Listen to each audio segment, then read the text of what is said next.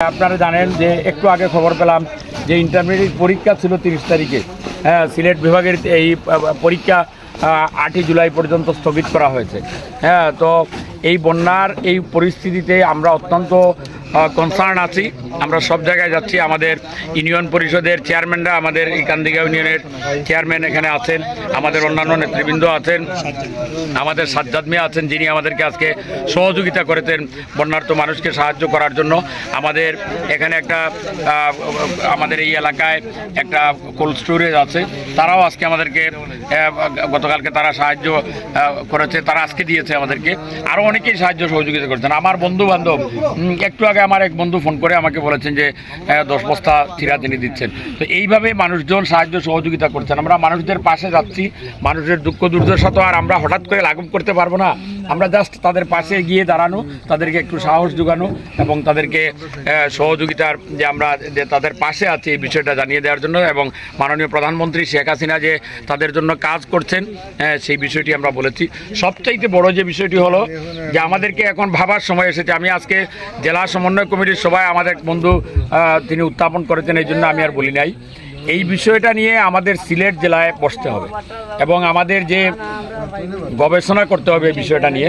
আমাদের এখানে শাহজালাল বিজ্ঞান ও প্রযুক্তি বিশ্ববিদ্যালয় আছে। আমাদের দরকার হয় বুয়েট থেকে আমাদের বিশেষজ্ঞদেরকে নিয়ে বসে যে আমরা সিলেটবাসী কেন বারবার বন্যায় আক্রান্ত হচ্ছি, এবং বন্যা তো আরও আগে এসছে, বন্যা তো হঠাৎ করে না, পৃথিবী সৃষ্টির পর থেকেই তো বন্যা আসছে, বৃষ্টি হয়। আমাদের একটা না 1 মাস বৃষ্টি হলো, এইভাবে বন্যা হয় না। সুতরাং এই বন্যার পানি কেন হঠাৎ করে এসেই আমাদেরকে আক্রমণ করে, এই বিষয়টা নিয়ে গবেষণা করতে হবে, এটা নিয়ে সেমিনার করতে হবে। দরকার হয় সমস্ত দেশের বিশেষজ্ঞদেরকে নিয়ে বসে এটা সক্রিয়ভাবে আমরা কিভাবে এখান থেকে মুক্তি লাভ করতে পারি তার পথ বের করতে হবে। তার জন্য আমরা সকল প্রশাসনের যারা আছেন সকলের দৃষ্টি কামনা করছি। আমাদের যারা ডিজাস্টার ম্যানেজমেন্ট মন্ত্রী কালকে এসে গেছেন, আজকে পানি সম্পদ মন্ত্রী এসেছেন, আমাদের যারা নেতৃবৃন্দ আছেন রাজনৈতিক, গতকালকে আপনারা জানেন যে আমাদের মাননীয় সদ্য সাবেক পররাষ্ট্রমন্ত্রী, আমাদের সিলেট 1 আসনের মাননীয় সংসদ সদস্য ডক্টর কে আব্দুল মোমেন সাহেব, তিনিও অসুস্থ শরীর নিয়ে বানবাসী মানুষকে দেখার জন্য তিনি এসছেন। আমাদের মেয়র তিনি তো তার এলাকায় ঘুরছেনই, তার পাশাপাশি তিনি সদর এলাকায়, যেহেতু সদর এলাকাটি ওনার আশেপাশে, সেই এলাকায়ও তিনি আমাদের সাথে গতকালকে এসেছিলেন।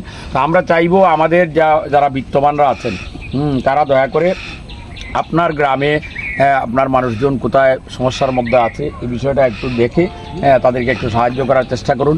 আর কোথাও যদি কোনো মানুষের সাহায্যের প্রয়োজন হয়, কোনো মানুষ যদি অসহায় অবস্থায় থাকেন, আমাদেরকে জানালে আমরা তার পাশে আমি যে কাউকে পাঠিয়ে দেব।